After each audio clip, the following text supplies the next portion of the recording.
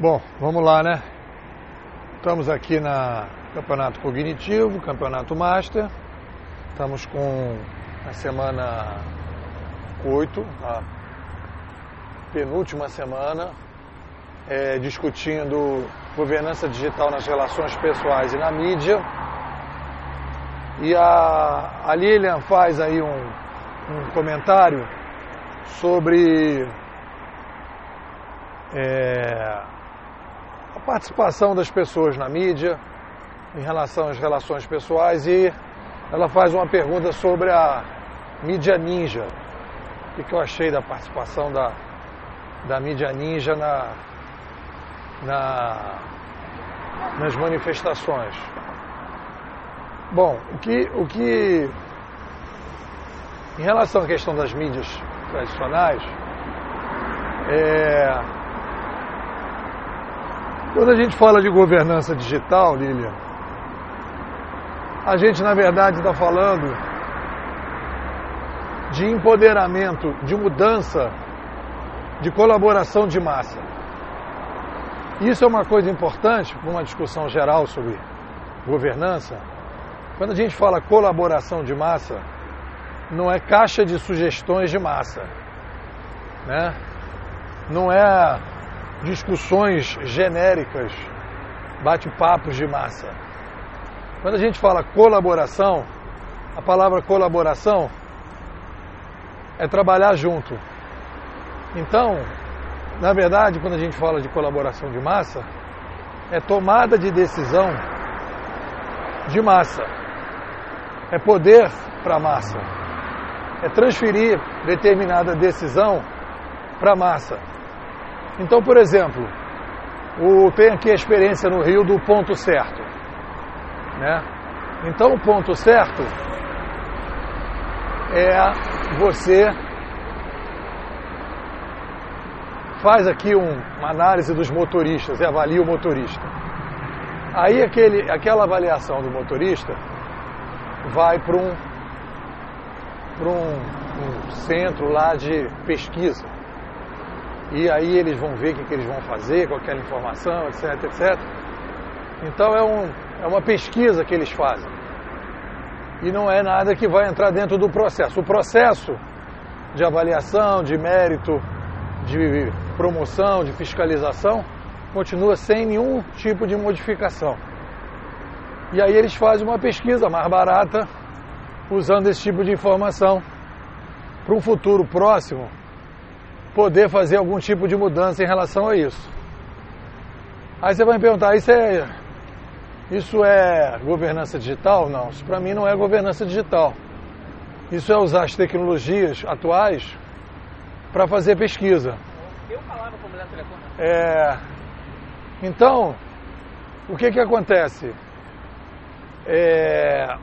A governança digital, né, é o uso da colaboração de massa para a modificação de processos, né, para que a sociedade se empodere, em relação a essa situação e que possa apontar caminhos em que você aumenta a força da sociedade sobre as decisões das organizações. Porque com a tendência da concentração de ideias, o que acontece? As organizações elas vão se empoderando e aí o rabo passa a balançar o cachorro. Então as organizações elas ficam muito poderosas e elas começam então a se voltar para elas mesmas. A gente já viu isso aqui. Então quando a gente fala de colaboração de massa, a gente na verdade está dando poder às pessoas de tomar as decisões. Então, por exemplo, na mídia, o que a gente vai falar em relação a isso na mídia?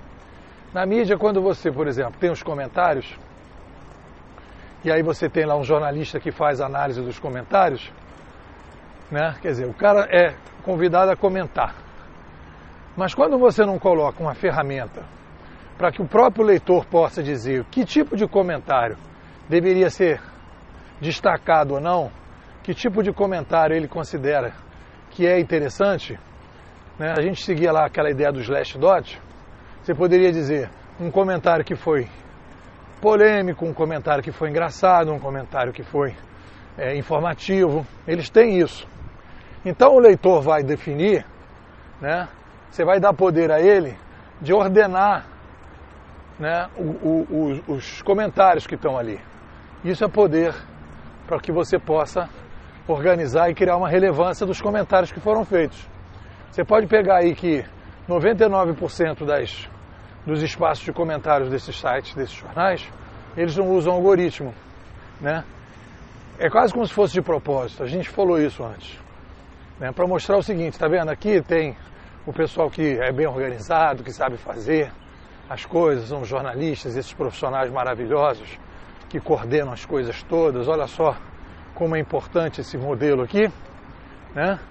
E os nossos leitores, que você sabe, né? Leitor, esse pessoal meio bagunçado, sem lógica, sem coisa, fica essa bagunça aí. Aí quer dizer, ou seja, no fundo o que o cara quer provar é essa colaboração é uma coisa assim, que é isso aí, não tem muito como mudar. E na verdade o cara não está usando a colaboração de massa. Eu vi lá no Extra um início de uma tentativa de usar os algoritmos, né, em torno desse projeto. Então, o que acontece aí? Acontece aí um problema que é o problema de organização dessa informação, que a gente precisa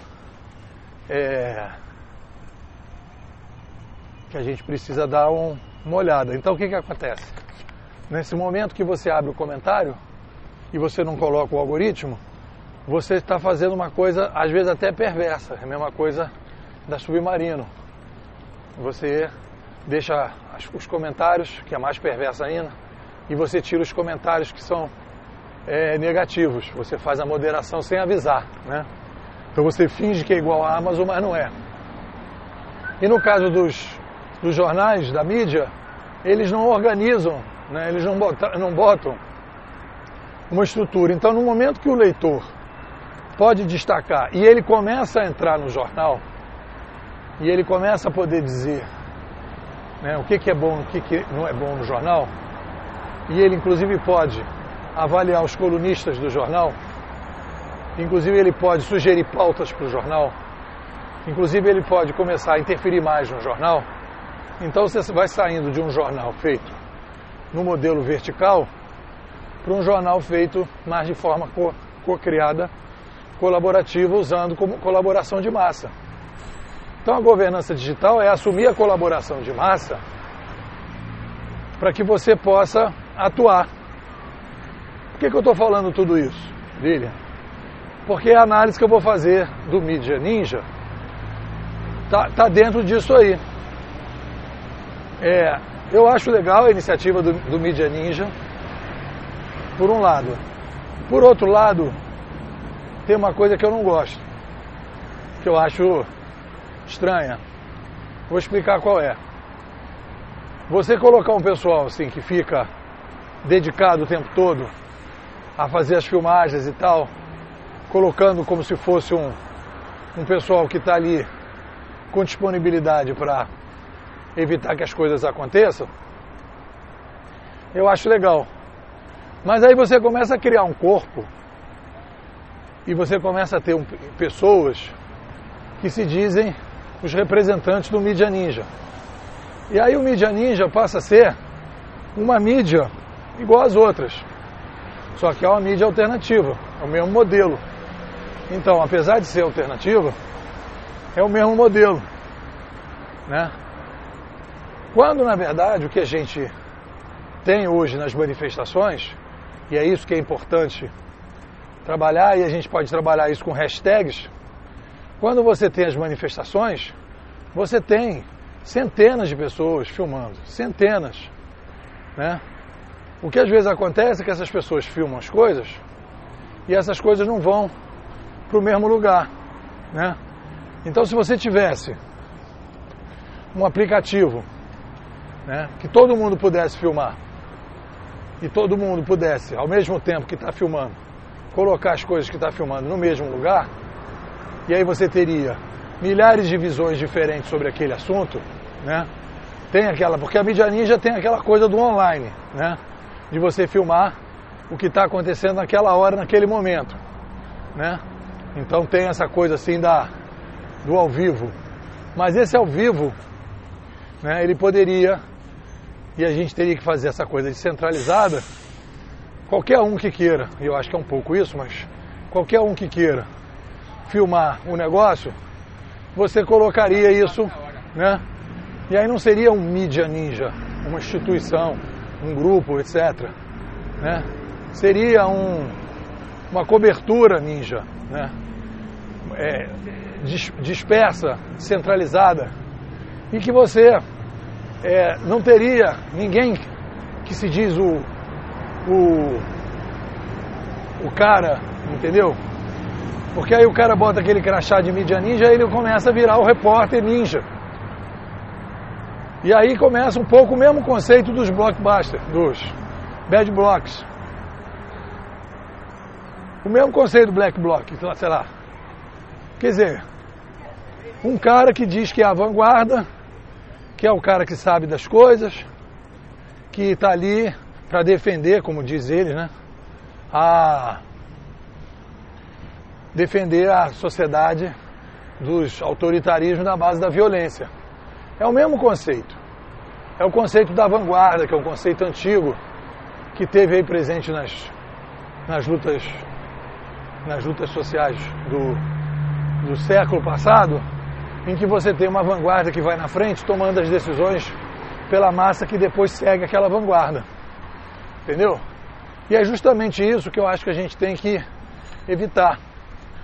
Então hoje existem ferramentas que podem fazer com que nas manifestações, por exemplo, todo mundo possa ser um ninja. Não é um grupo, né? Não pode ser um grupo, não pode ser um conjunto de pessoas. E aí você já começa a ter pessoas que falam pelo mídia ninja, pessoas que representam o mídia ninja, entendeu? Aí começa a ser um movimento de pessoas que aí já começa a ter uma posição política dos ninjas. E aí começa a ter aquele crachá ninja, né? Então eu acho que o ideal seria promover a descentralização. E as pessoas então iriam colocando tudo no mesmo lugar, e as pessoas que quisessem informações sobre aquele evento, teria a data, a hora, né? E teria lá, quando o cara termina de colocar o vídeo lá no aplicativo, ele coloca lá briga, chute, morteiro, quebra-quebra, né? Faixas, bandeiras, não bandeira, não faixa.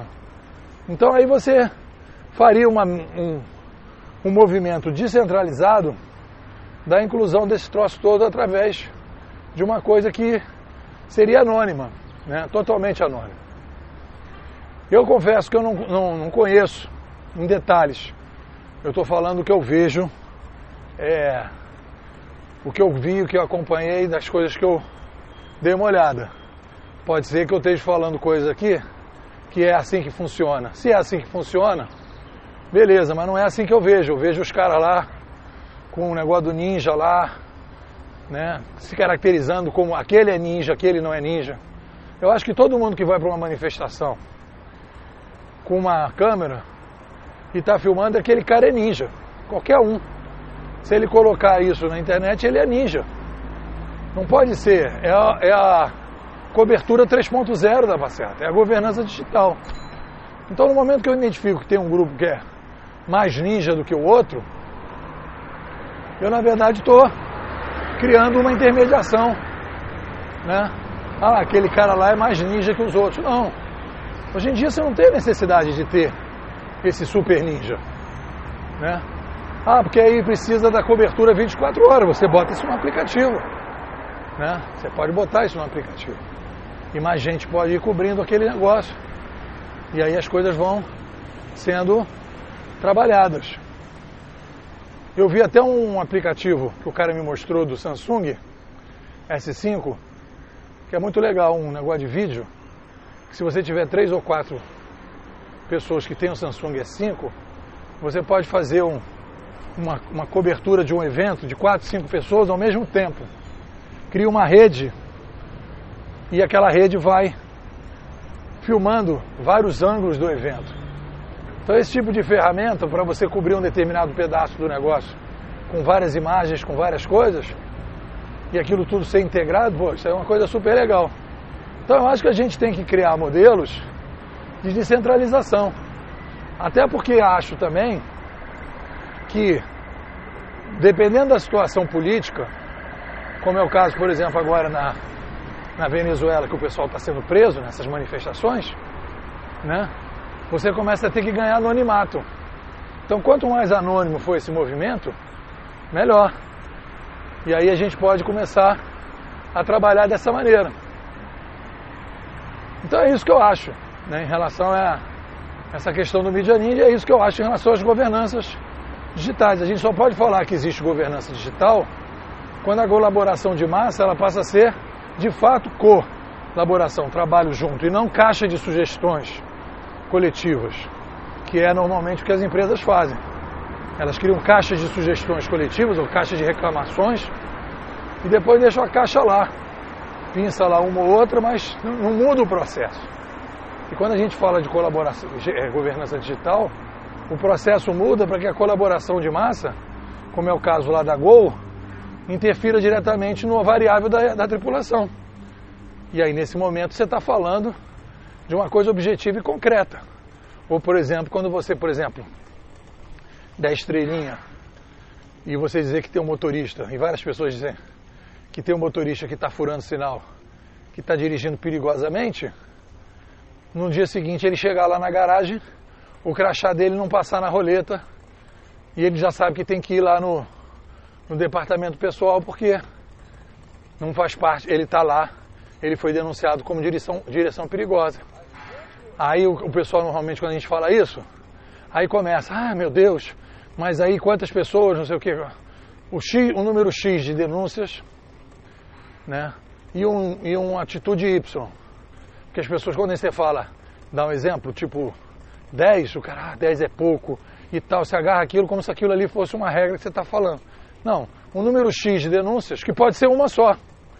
O cara pode ter feito uma coisa tão absurda no trânsito, que uma denúncia só tem que tirar ele da rua, né? E vai depender do critério lá. E, além disso, você tem atitude Y. Você vai demitir o cara? Não, você pode fazer uma reciclagem, você pode colocar uma pessoa da empresa para entrar no ônibus com ele para saber se aquilo ali de fato está acontecendo, né? Tem várias possibilidades, então é X e Y. E o X e o Y vão sendo trabalhado e melhorado. Não quer dizer que vai ser X, o X vai ser uma incógnita e Y uma incógnita.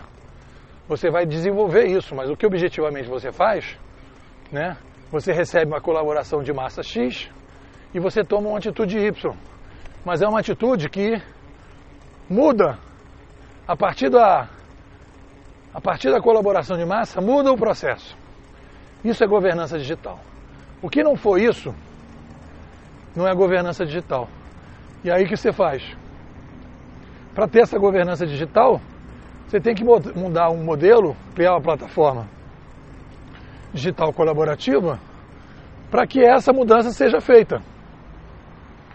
Porque se a estrutura é vertical, ela vira caixa de sugestões ou caixa de reclamações, a critério do gestor, né? Óbvio que você pode ter na governança digital coisas mais macros que de alguma forma um determinado gestor vai ter que tomar uma decisão. Por exemplo, uma empresa que é denunciada o tempo todo por ter problema de detetização. Então a fiscalização da prefeitura já entra pesada ali e já faz a ação, né? E a empresa ela recebe aquela notificação. E aí aquilo realmente não vai ser tomada decisão naquele momento. Mas aquilo gerou uma ação de fiscalização. Então aquilo ali está obrigando aquela organização a tomar uma decisão. Então no momento que você dá poder para as pontas, de fora para dentro, você está criando a governança digital, você está fazendo o que a macro tendência pede hoje. Tirar o poder da organização e dar mais poder para a sociedade. É simples assim.